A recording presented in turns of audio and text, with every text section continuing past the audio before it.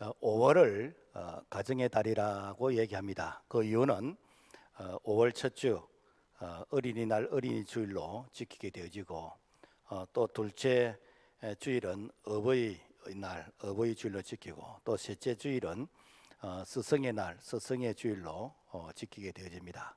그리하다 보니까 5월을 가정의 달이라 그러는데 부부의 날은 빠졌다라고 해서 그래서 많은 분들이 부부의 날도 있었으면 좋겠다. 그러면은 부부의 날은 언제로 하는 게 좋을까? 그래서 의미 부여를 합니다. 둘이 하나 되는 날. 그래서 21일. 그래서 5월 21일을 둘이 하나 되는 날이라 해서 부부의 날로 이렇게 정하게 되어졌습니다. 뭐 공적인 날은 아닙니다만은 일반적으로 의미 부여를 하면서 이렇게 지키고 있습니다. 청춘 남녀가 전혀 다른 환경에서 전혀 다른 교육적인 그런 배경 가운데서 자라서 이 그 결혼이라는 이유 때문에 부부가 되어지고 그리고 하나가 되어지는 이러한 결혼 생활을 하게 되어집니다. 사람들은 무엇 때문에 결혼하느냐라고 물어봅니다. 결혼하는 이유가 무엇인가? 사람마다 각각 다르겠지만은 어떤 사람은 행복하기 위해서 결혼한다라고 얘기합니다. 그러면은 결혼 안 하면은 행복 안 하냐? 통계에 의하면은 요즘 결혼 대비 이혼율이 약 한 50%에 해당이 되어집니다. 그러니까 행복하기 위해서 결혼하는데도 불구하고 일종의 행복은 우리의 희망사항이 되어지는 부분들이 많이 있다라는 것입니다. 영국 속담에 결혼은 1년짜리 행복이다라고 말합니다. 또 서로 사랑하기 때문에 결혼한다고 얘기합니다. 그러면은 사랑하는 사람은 다 결혼하는가? 이것 역시 최근 국회의원 가운데서 진보 성향의 국회의원이 생활 동반자법이라 해서 결혼하지 않아도 누구든지 같이 살면은 가정으로 인정해 주자. 그것도 부부처럼 인정해 주자. 소위 그 동성애를 조금 고상한 말로 생활 동반자라는 이름을 대신하게 되어지는데 사실 이거 정상이 아니지요. 또 저출산 시대에 가문의 대를 잇기 위해서 결혼해야 된다라고 얘기합니다. 그러면은 정말 결혼하면은 가문의 대를 이어가는가? 요즘 젊은 세대들의 이 출산율이 0.78, 서울은 0.58. 그러니까 결혼해도 한 명도 안 놓는 이런 시대를 살아가고 있습니다. 그러니까 젊은 세대들에게는 사실 자기들 조모 되는 것이지 뭐 아기 낳고 이런 부분에 대해서 별로 관심이 없습니다. 그래서 우리 교회에서는 이렇게 2명 이상 안 나면은 결혼 줄에 안 서준다라고 하면서 조금 협박을 하는데 적어도 3명은 나야 됩니다. 또 남들이 결혼하니까 또 부모님이 또 친구들이 결혼하라고 하니까 결혼한다라고 얘기합니다. 그러면은 결혼 안 하는 사람은 결혼하지 말라고 해서 결혼 안 하는가? 또 그것도 아니지요. 사람들은 결혼에 대해서 다양한 자기 이유를 설명하게 되어집니다. 그렇다면 오늘 우리 그리스도인들에게 성경은 우리에게 뭐라고 결혼에 대해서 말씀하고 있을까? 결혼은 우리가 알고 있는 단순히 어떤 육체적인 만남, 어떤 이성의 그리움, 자녀 출생 그 이상의 깊은 영적인 의미를 가지고 있다라는 것입니다. 여러분, 예수님은 33년에 이렇게 생애를 사시면서 혼자 사시다가 십자가 달려 죽으셨지요. 사도 바울은 일평생 동안 혼자서 살겠습니다. 자, 그러나 영적인 의미에서 예수님은 결혼하셨습니다. 누구와? 교회와 결혼했습니다. 사도 바울은 예수님과 결혼하셨습니다. 성경은 이것을 영적인 신비한 비밀이라고 기록하고 있습니다. 그래서 하나님의 관심은 결혼에 있습니다. 성경 첫 장과 끝장은 결혼에서 시작해서 결혼으로 끝나게 되어졌다라는 것입니다.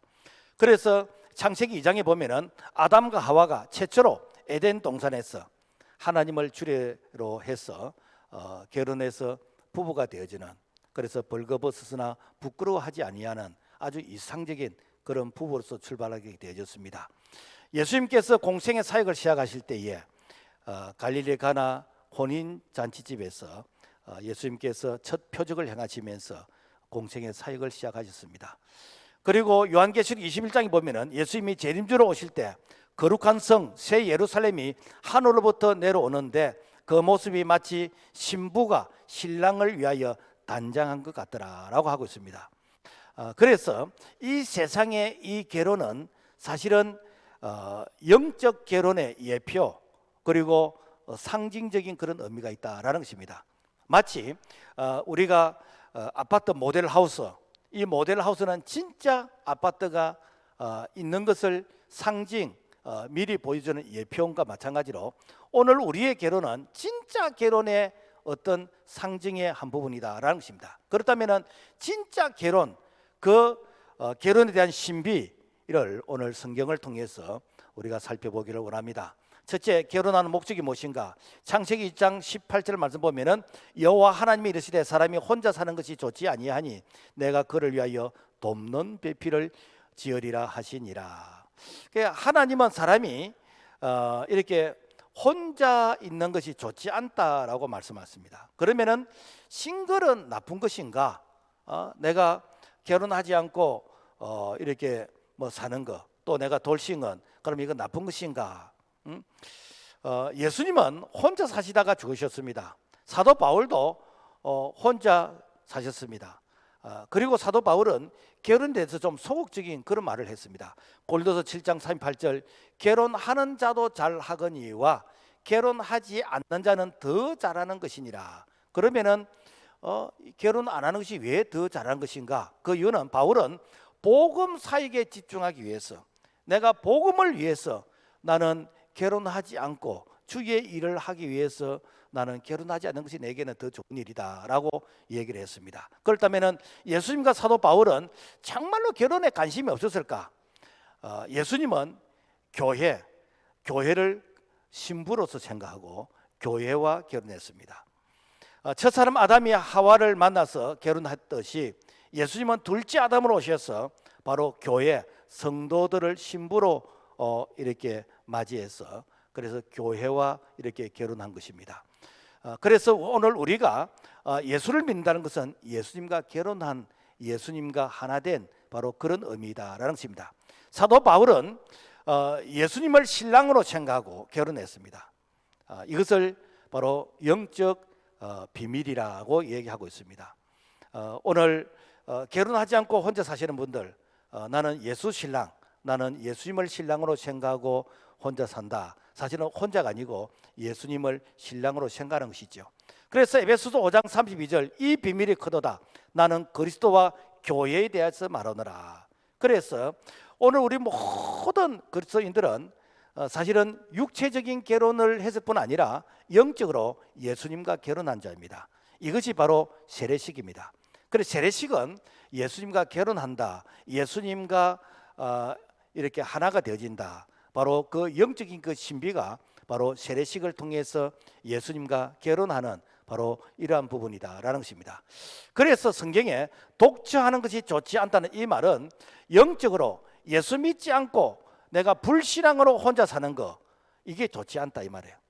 또 예수 신랑 없이 사는 바로 이런 모습들, 이게 좋지 않다라는 것입니다.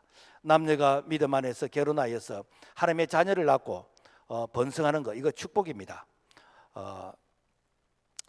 혹 사도 바울처럼 내가 주의 일을 위해서, 내가 육신적으로 얽매이지 않기 위해서, 그래서 내가 영적인 결혼, 예수님과 결혼해서 그래서 많은 영적인 자녀를 낳게 되지는, 그리고 하나님의 나라를 확장해가는 이런 부분들이 바로 결혼의 신비, 바로 영적 결혼의 신비이다라는 것입니다. 그러므로 결혼에 대한 깊은 영적인 비밀은 하나님의 나라에 하나님의 백성이, 그래서 하나님의 백성들을 이 땅에 많이 생육 번성하게 하는 것, 이것이 바로 영적 결혼의 그런 사명이다라는 것입니다.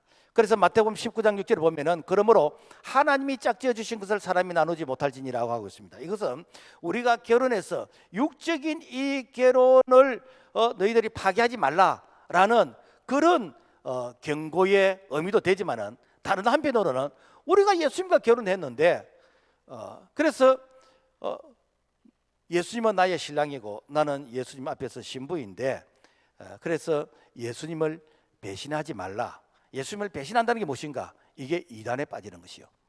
그리고 예수 신랑이 시시했어.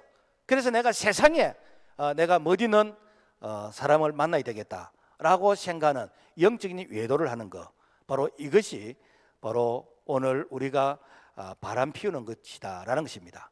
뿐만 아니라 예수 안 믿고 혼자 사는 것, 이것이 바로 독처하는 것이다라는 것입니다. 그러므로 말미암아 오늘 우리는 육적인 결혼도 해야 되고, 뿐만 아니라 내가 돌싱이든지 아니면은 혼자 사는 분은 반드시 예수님과 결혼해서 영적인 자녀를 많이 낳고 하나님의 나라를 확장하는 일에 쓰임 받는 우리 모두가 되기를 주님의 이름으로 부탁을 드립니다. 자, 그렇다면은 결혼의 방법이 어떠한가?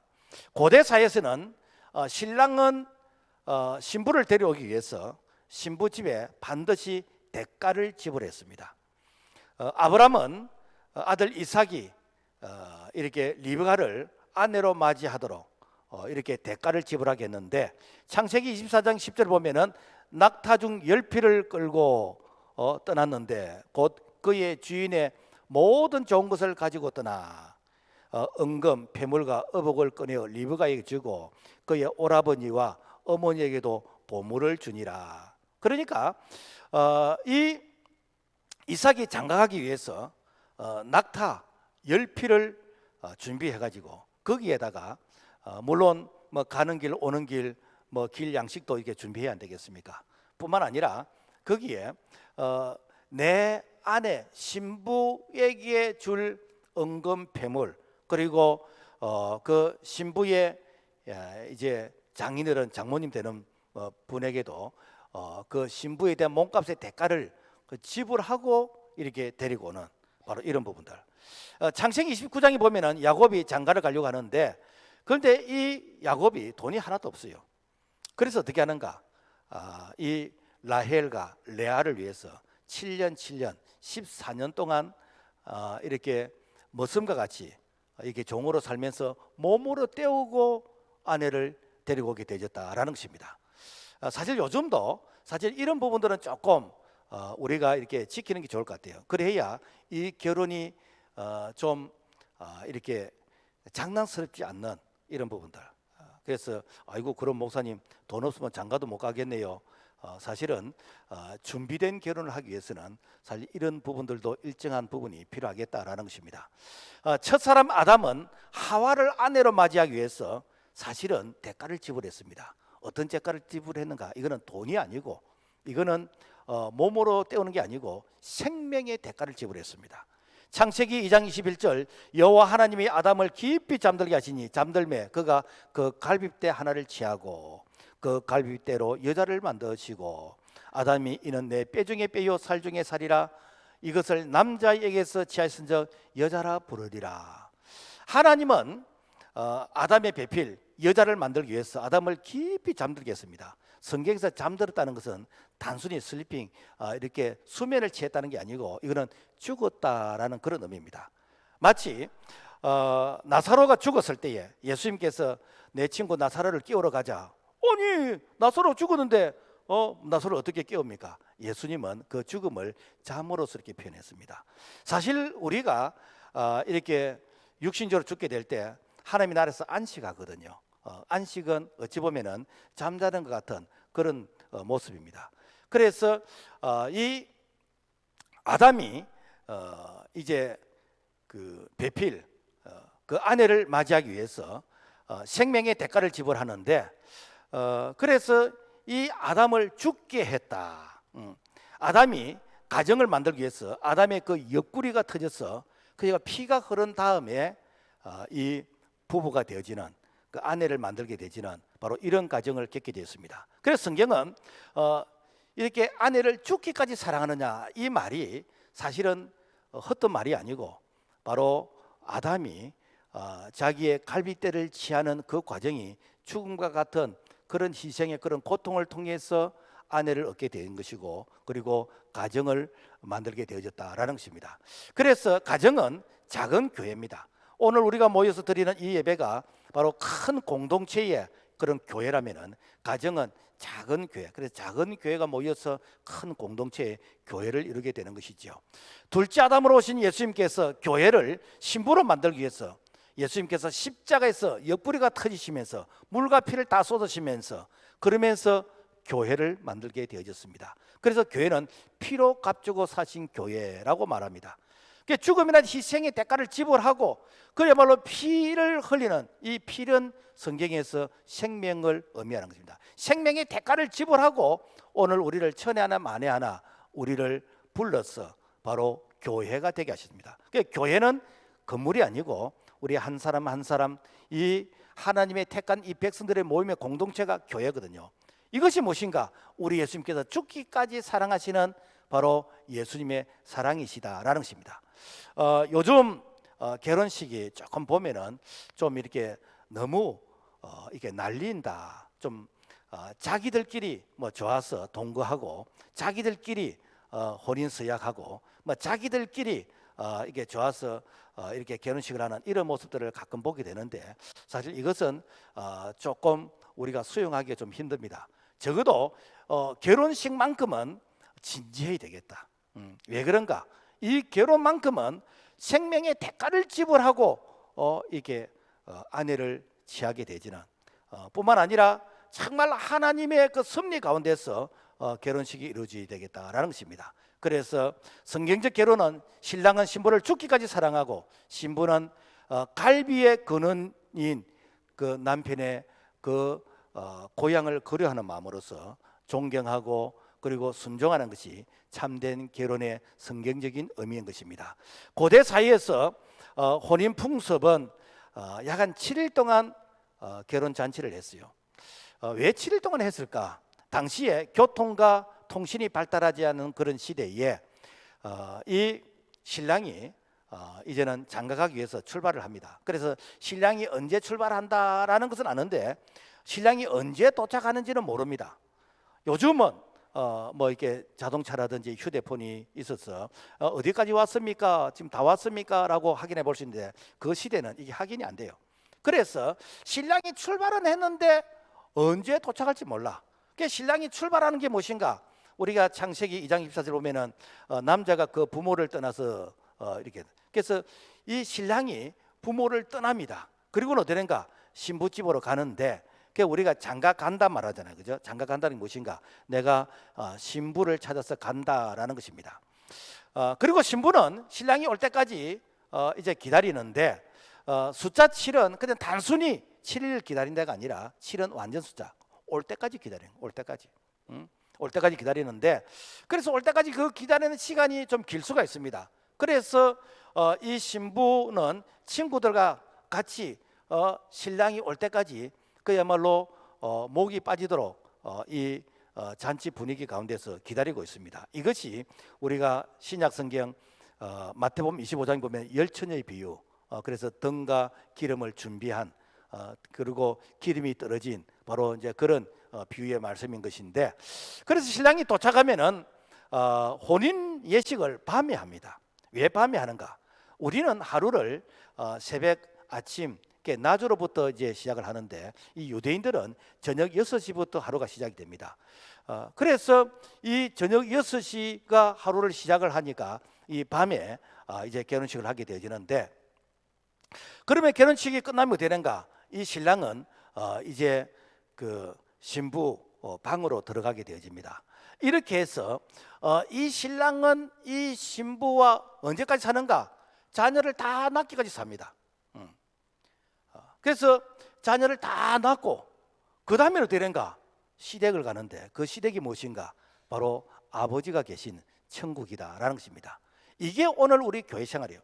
그래서 신랑 대신 예수님께서 신부된 교회를 찾아와서 우리와 결혼해 주는 거예요. 그리고 우리가 영적인 자녀를 많이 낳는 거예요. 그 자녀 다 낳고 더 이상 이제는 자녀를 낳을 수 있는 그런 몸의 기능이 떨어졌을 때에 그때 우리가 진짜 아버지가 계신 곳으로 가는 거예요. 거기 어딘가? 천국이에요, 천국. 자, 그래서 이 과정이 바로 영적인 신비다라는 것입니다.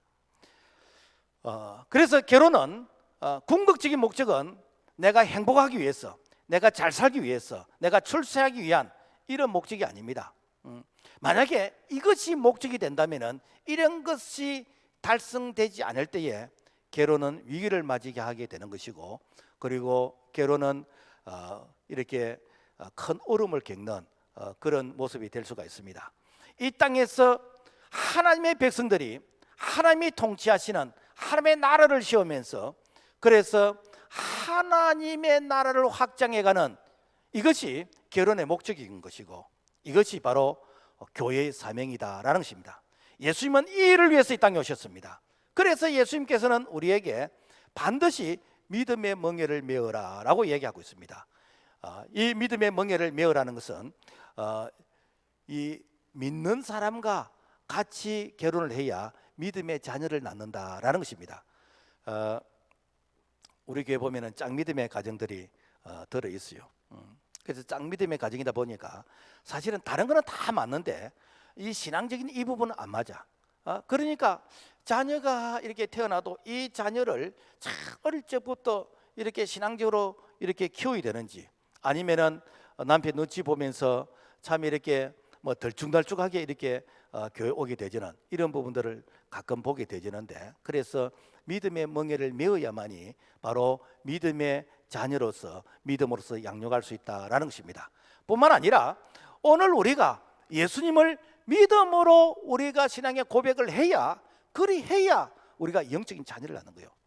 사실 우리가 이렇게 세례 받을 때 신앙의 고백을 하거든요. 뭐 조금 이렇게 행식적으로 하는 사람도 아니겠습니까? 그거는 행식적으로 결혼하는 것입니다. 그래서 진짜 예수님과 결혼하면은 영적인 자녀를 낳습니다. 이게 무엇인가? 오늘 우리가 이렇게 전도하고 우리가 많은 사람들에게 이 복음을 전함으로 말미암아 이것이 바로 영적인 자녀인 것이거든요.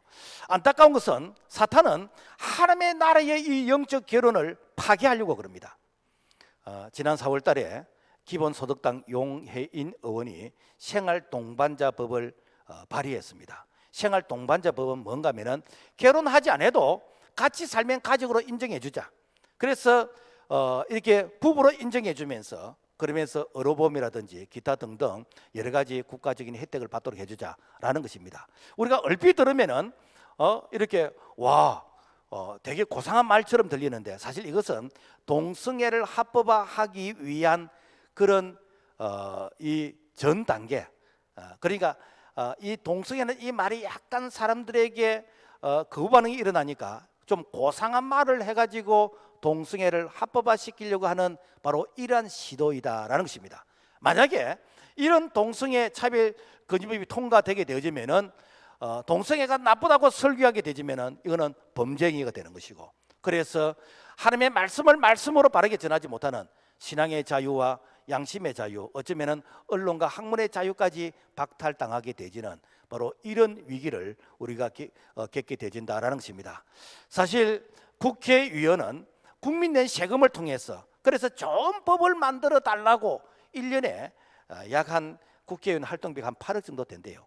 이 8억이라는 이런 돈을 지원하면서 국민의 어떤 근육을 위해서, 그리고 건강한 가정과 건강한 사회를 위해서 법을 만들어야 되는데, 여러분 이것은요 가정이 이게 파괴되는 것이고 사회가 병들게 되는 것입니다. 이거는 정상적인 그런 법이라고 할 수 없고, 어쩌면은 사탄의 하수인과 같은 그런 모습이다라는 것입니다. 더 안타까운 것은 오늘날 언론과 TV와 그리고 드라마와 영화가 이런 것들을 자꾸 부추기고 있는 것이요. 그러니까 요즘 젊은 아이들이 동성애 하는 것을 마치 세련된 문화처럼 생각하고, 그리고 이렇게 미성년자들이 자기들끼리 좋으면 자기들끼리 혼수가는 이런 것들을 마치 이것을 인권이라고 생각하는. 최근에 어떤 이렇게 이 보도를 보니까 이 초등학생들이 이렇게 성관계를 사진을 찍어가지고 이걸 이렇게 유포하는, 이런, 왜 그런가? 학교에서 이런 걸 가르치니까 아이들이 이렇게 해도 되는가 보다라고 생각하는 것입니다. 여러분, 교회는 마지막 이 세상의 진리와 그리고 이 희망의 보류인 것입니다. 교회가 영적인 파수꾼이 되어서, 그래서 비성경적인 이런 잘못된 사탄의 문화, 이런 것들을 철저하게 이렇게 차단하면서 정말 건강한 가정, 건강한 사회를 만들어가는 이 일에 오늘 저와 우리 모두가 영적 파수꾼이 되어서 이 신실한 이 결혼의 문화를 우리가 만들어갈 수 있기를 주의 이름으로 부탁을 드립니다. 자, 그렇다면은 부부는 돕는 배필이 되어야 됩니다. 창세기 2장 18절 여호와 하나님이 이르시되 사람이 혼자 사는 것이 좋지 아니하니 내가 그를 위하여 돕는 배필을 지으리라 하시니라. 여기 돕는 배필이란 것은 이것은 크로스 판딩 헬퍼, 이것은 그 상호 돕는 자, 도움이라는 그런 영어적인 뜻이 있는데 사실 이것은 히브리의 좀 원어적인 그런 뜻이 훨씬 더 가깝습니다. 원어적인 뜻은 에제르 크네게드, 이 말은 하나님의 도우심을 표현할 때에 에제르라는 이 말을 씁니다. 그래서 이것은 영적인 구원인 것이고, 그래서 구약 성경에서 약 한 17번 정도 에제르라는 이런 단어를 쓰는데, 그래서 시편 46편 1절 보면은 하나님은 우리의 환난 중에 만날 큰 도움이라, 이 도움이란 이 말을 에제르로 쓰는 것이고, 시편 54편 4절 보면은 하나님은 나를 돕는 이시며 돕는 자도 에제르인 것이고, 시편 118편 7절 보면은 여호와께서 나를 돕는 자들 중에 계시니, 여기 돕는 자가 이게 에제르예요. 그런데 이 에제라는 이 단어가 신약 성경에 와서 보혜사 성령님을 설명할 때 에제레라는 이 단어를 씁니다.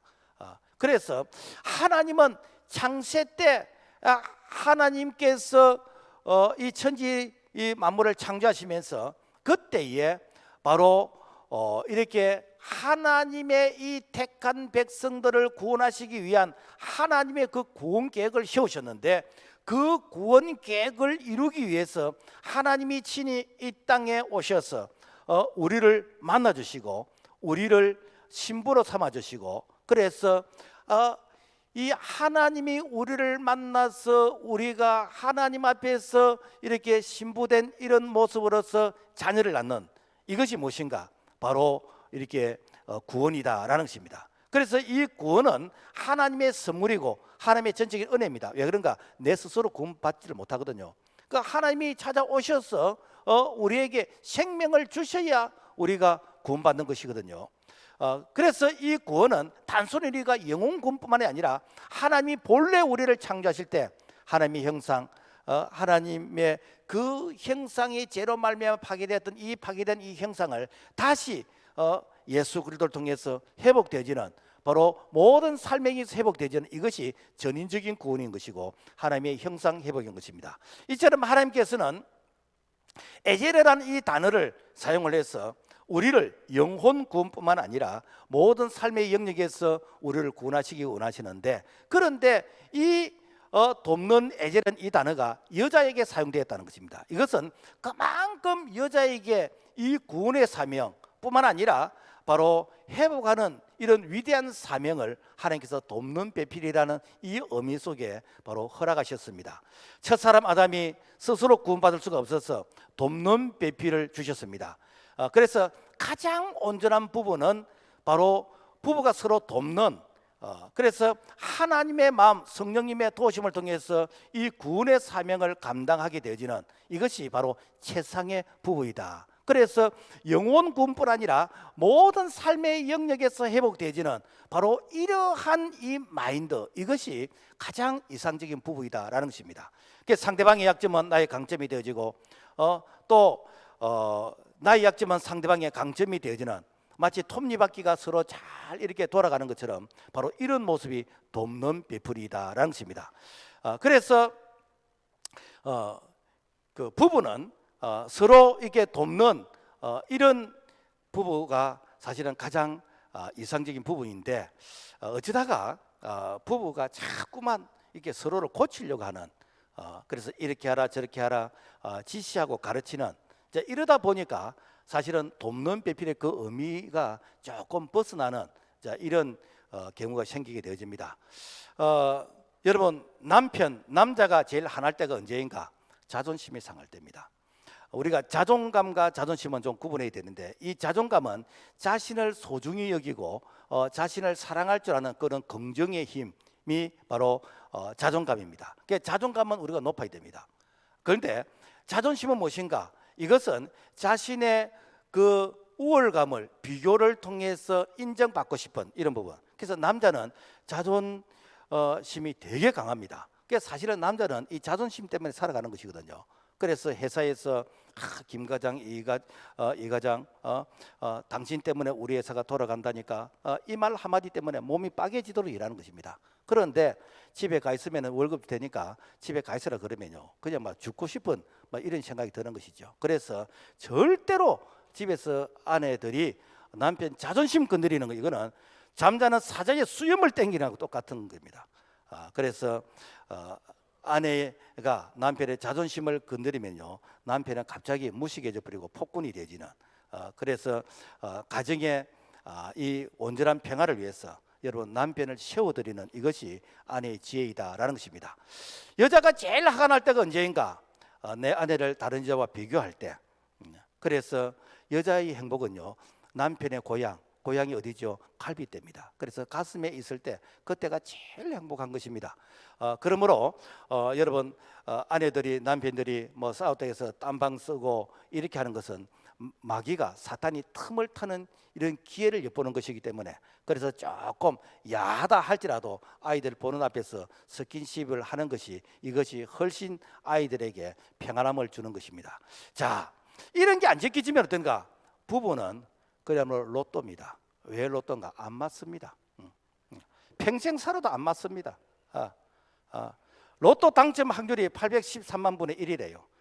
여러분요, 이거는 뭐 일주일에 한 번씩 로또 복권을 산다면은 여러분 평생 어찌면은 영원히 살아도 안 맞습니다.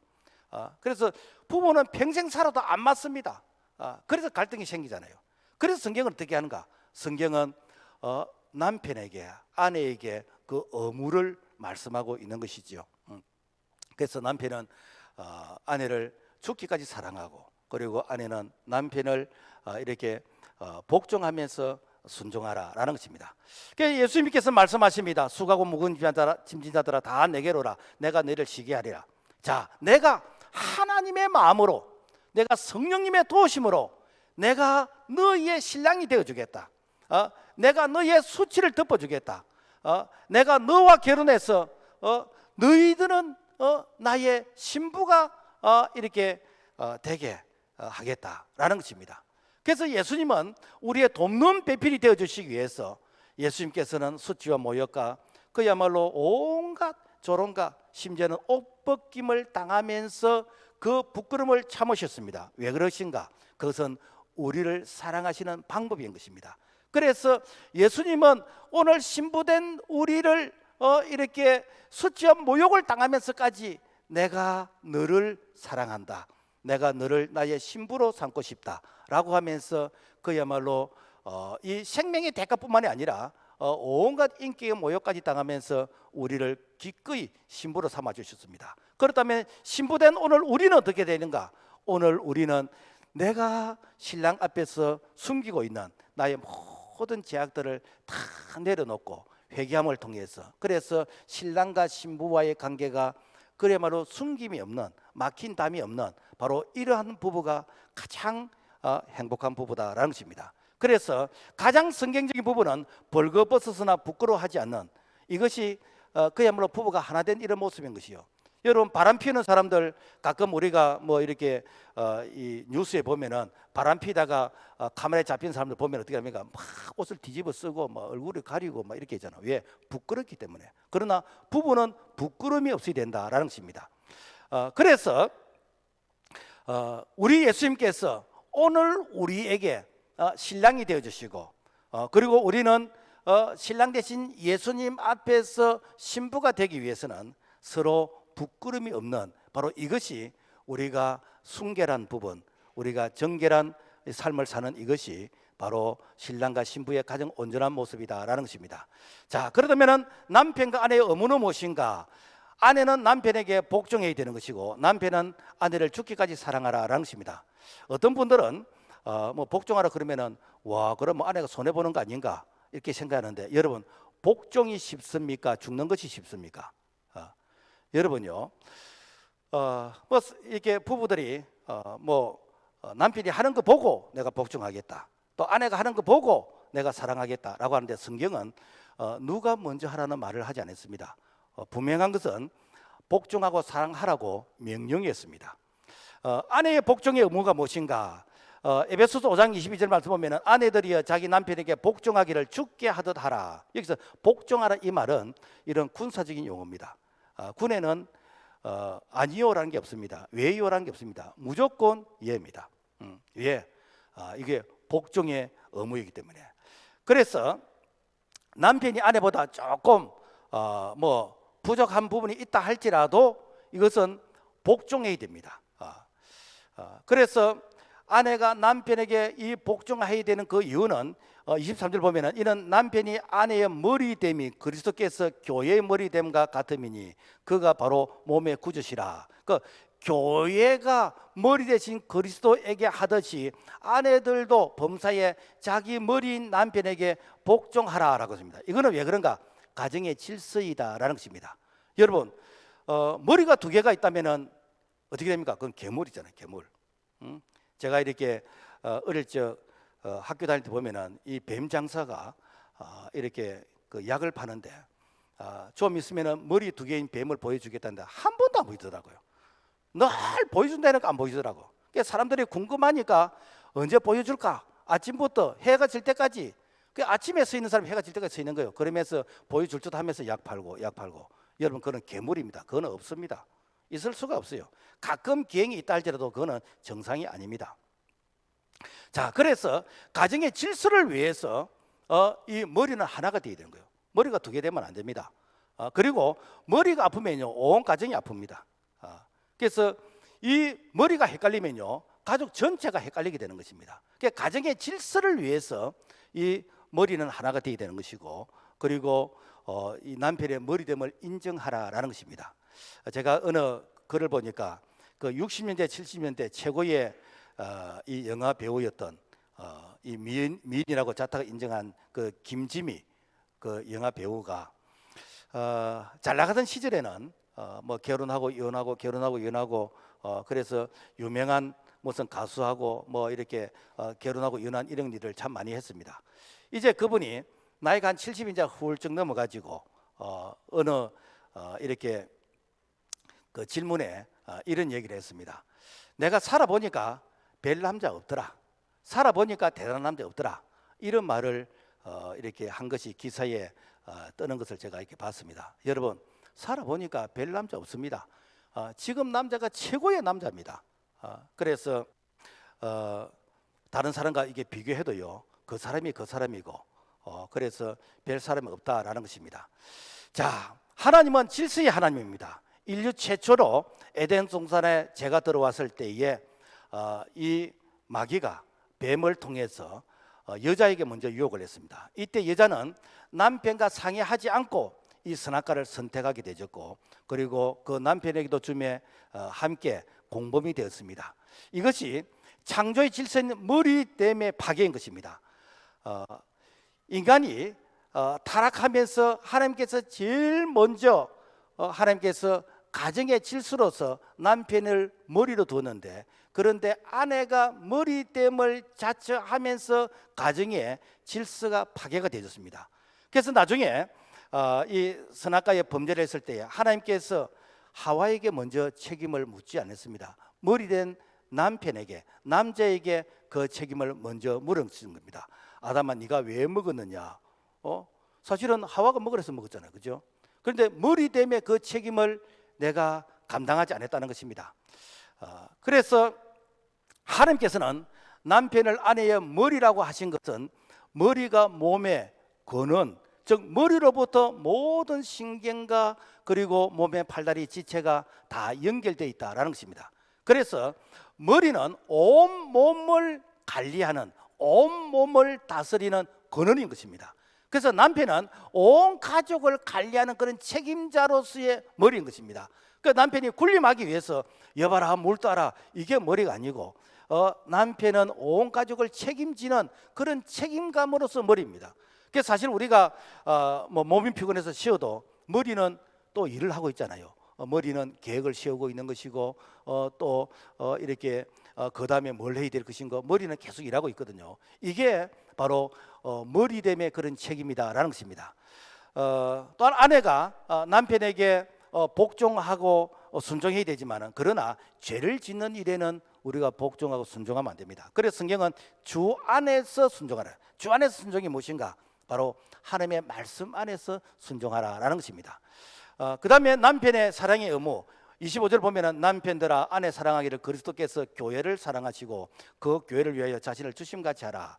그 아내를 위해서 죽기까지 사랑하라라는 것입니다. 역사의 3대 악처가 이렇게 기사에 있더라고요. 3대 악처가 무엇인가? 욥의 아내, 소크라테스 아내, 그리고 감리교의 창시자 존 웨슬레 목사님의 그 아내가 역사의 3대 악처라는 거. 그러면 왜 욥의 아내가 악처인가? 욥이 이렇게 병들었고 그리고 엄청난 이 고통을 당할 때에 그때 아내가 뭐라고 하는가? 당신이 믿는 하나님을 저주하고 죽으라고 이렇게 악담을 하고 가출해 버렸습니다. 악처지요. 소크라테스의 아내는 이 남편을 시도 때도 없이 구타를 했대요. 그래서 매 맞는 남자가 그때부터 나왔어요. 그래서 오늘은 안 맞을란가 이렇게 늘 이렇게 눈치 봐야 되는 이런 부분들. 그리고 웨슬레의 아내는 이 어부증이 있어. 남편을 늘 의심을 해요. 그래서 편지가 오면은 아내가 먼저 뜯어보고 주고, 그래서 늘 의심을 하는 거예요. 지금 말하면은 이렇게 남편이 회사 갔다 오면은 이 목에 이게 고추장인지 루즈인지 이걸 일일이 따지고 밤이 새도록 이렇게 발음을 하라 그러고 이런 부분들. 그러니까 늘 이렇게 아내 때문에 마음 편할 날이 없어. 그런데 이걸 어떻게 극복했는가? 하나님 앞에서 이렇게 기도하면서 이걸 믿음으로 극복하다 보니까 아내의 이 악처 때문에 내가 겸손해지게 되는 것이고 기도하게 되는 것이고 그러면서 하나님께 쓰임받게 되었다라는 것입니다. 오늘 또 이 설교 들고 이렇게 집에 가서 남편을 훌륭하게 만들기 위해서 내가 악처 노릇을 해야 되겠다. 그것은 번지수를 잘 찾아야 됩니다. 감당할 수 있는 사람에게는 이렇게 되지만은 쏘가지가 좁은 사람에게는요 이게 안 됩니다. 우리 교회 어떤 분이 있었어요. 평소에 참 남편이 그렇게 교회 가는 것을 이렇게 뭐 방해하고 이렇게 하는 거예요. 그러니까 남편이 이제 자는 것을 보면서 선포기도를 했어요. 예수님의 손에 사탄아 물러가라 했더니 갑자기 별이 번쩍해 버렸어요. 그 장기 아니었다는 거예요. 그래서 우리가 이런 부분들을 이렇게 적용할 때에 우리는 끝까지 이렇게 사랑을 실천할 이유가 뭐 남편이나 아내나 그게 극이고 그래서 별 이렇게 인격의 차이가 없다라는 것입니다. 자, 그래서 골로새 7장 3절 보면은 남편은 그 아내에게 대한 의무를 다하고 아내도 그 남편에게 그렇게 할지라라고 말씀하고 있습니다. 남편이 아내를 사랑해야 되는 그 이유가 그리스도께서 몸된 교회를 사랑하듯이 아내를 사랑하라라고 했습니다. 그리스도께서 교회를 어떻게 사랑하신가? 생명을 이렇게 주시면서 천에 하나 만에 하나 우리를 하나님의 자녀로 불러서 교회가 되게 하시거든요. 그래서 죽기까지 사랑하신 것이 그리스도의 사랑인 것이고 오늘 우리가 이 아내의 머리가 되기 위해서는 죽기까지 사랑하는 바로 이것이 아내의 머리 되는 것이고 가정의 질서이다라는 것입니다. 바로 이런 관계가 영적인 비밀이라는 것이요. 그래서 에베소서 5장 32절 말씀에 보면은 이 비밀이 크도다 나는 그리스도와 교회에 대해서 말하노라. 육신의 부부 관계는 이 땅에서만 유효하지만은 그러나 교회와 그리스도와의 관계는 영원한 관계에 있습니다. 이거는 바로 하나님의 나라의 영적인 비밀인 것입니다. 말씀을 맺겠습니다. 부부는 평생 살아도 안 맞습니다.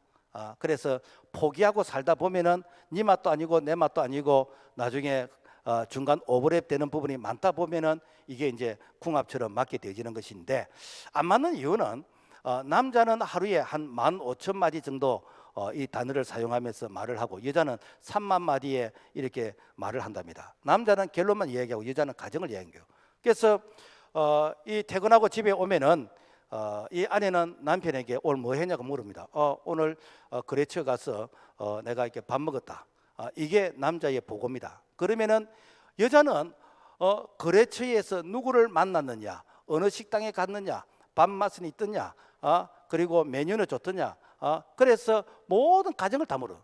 여러 남자들은요 그거 말하기 되게 싫어합니다. 그냥 결과만 얘기합니다. 그러니까 사실은 안 맞습니다. 안 맞기 때문에 되는가? 우리는 돕는 배필이 되어야 된다. 상대방이 약한 부분을 내가 이렇게 도와주는 이런 부분, 그 돕는 배필이 되어야 되는 것이지, 내가 가르쳐서 고쳐서 쓰겠다, 평생 안 고쳐집니다. 그래서 오늘 우리가 이 돕는 배필을 통해서, 그래서 하나님의 나라를 확장해가는 이 목표를 우리가 이렇게 초점을 맞춰서 살다 보게 되어지면은 바로 우리 가정을 통해서 하나님 나라가 확장이 되는 것이고, 우리 가정을 통해서 하나님의 영광을 받게 되는 것이고, 우리 가정을 통해서 바로 하나님께서 축복하시는 그런 복된 가정이 될 수 있기를 주님의 이름으로 축복합니다. 하나님 아버지 감사합니다. 결혼의 신비가 단순히 우리가 육체적으로 만나서 아기 낳고 잘 사는 것이 이게 전부가 아니라, 정말 하나님의 나라에서 이 땅에 신령한 영적인 자녀를 많이 낳아서 하나님이 통치하시고 다스리는 나라가 되게 하시고, 언젠가 하나님이 부르실 때에 착한 종아 충성된 종아 하나님께서 칭찬하시고 축복하시는 그런 참으로 복 있는 자의 믿음의 신실한 가정이 다 될 수 있도록 은총을 베풀어 주시옵소서. 예수 이름으로 기도합니다. 아멘.